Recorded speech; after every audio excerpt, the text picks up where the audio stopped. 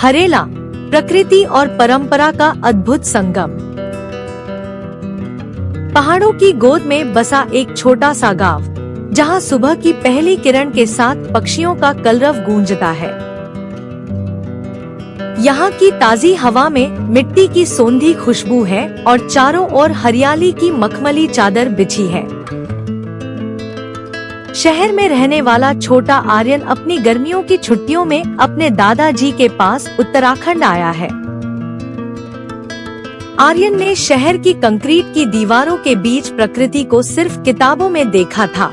यहाँ सब कुछ नया था। एक सुबह आर्यन ने देखा कि दादाजी और दादी घर के कोने में टोकरियों में मिट्टी भर रहे हैं। वे बहुत सावधानी से उन टोकरियों में कुछ छोटे छोटे बीज बो रहे थे, जिससे आर्यन बहुत उत्सुक हो गया। आर्यन ने पूछा, दादाजी, आप इस छोटे से बर्तन में पौधे क्यों उगा रहे हैं? बाहर तो पहले से ही इतने पेड़ हैं। दादाजी मुस्कुराए और आर्यन को पास बिठाकर बताया कि यह केवल पौधा नहीं, बल्कि एक महान परंपरा है। उन्होंने समझाया, बेटा, यह हमारी संस्कृति, विश्वास और प्रकृति के प्रति हमारे प्रेम का प्रतीक है, जिसे हरेला कहते हैं। दादाजी ने बताया कि हरेला शब्द का अर्थ है हरियाली का दिन, जो प्रकृति के पुनर्जन्म का उत्सव है। यह पर्व केवल एक रीति रिवाज नहीं, बल्कि पर्यावरण संरक्षण का एक प्राचीन और वैज्ञानिक तरीका है। पौराणिक कथाओं के अनुसार जब शिव और पार्वती का विवाह हुआ, तब प्रकृति ने अपनी पूरी सुंदरता बिखेरी थी।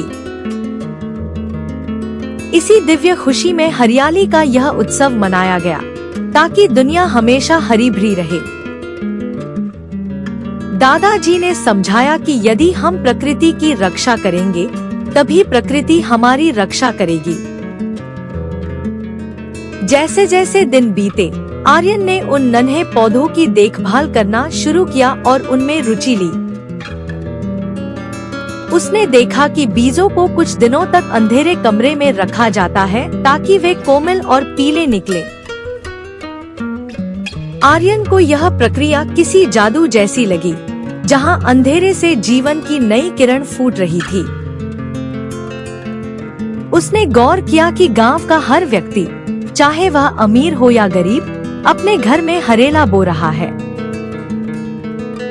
पूरा गांव एक सूत्र में बंधा हुआ था और हर घर में हरियाली की प्रतीक्षा हो रही थी। अचानक एक दिन मौसम बदला और बहुत भारी बारिश होने लगी, जिससे आर्यन डर गया। उसे डर था कि उसके छोटे और नाजुक पौधे बारिश के पानी में बह जाएंगे। आर्यन पूरी रात जागकर उन पौधों की रक्षा करता रहा और उन्हें सुरक्षित स्थान पर ले गया। उस रात उसे एहसास हुआ कि एक नन्हे पौधे को पालने के लिए कितने धैर्य और मेहनत की जरूरत होती है। अंततः हरेला का मुख्य दिन आया और पूरे घर में उत्सव का माहौल छा गया।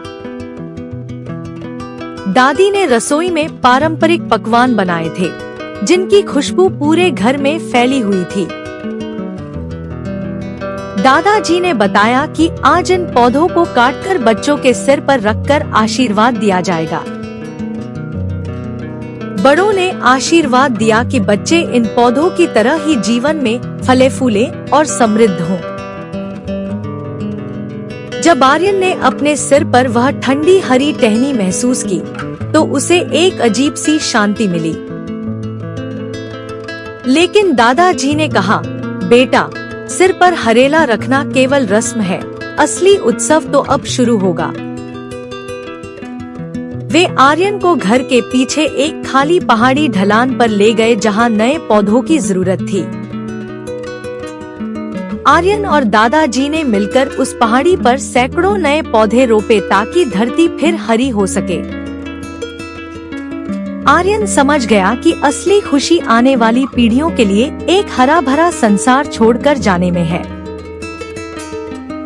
शहर वापस जाते समय आर्यन ने वादा किया कि वह वहाँ भी पेड़ लगाएगा और सबको जागरूक करेगा। याद रखें, 16 जुलाई को हरेला है। आइए हम सब मिलकर कम से कम एक पौधा जरूर लगाएं।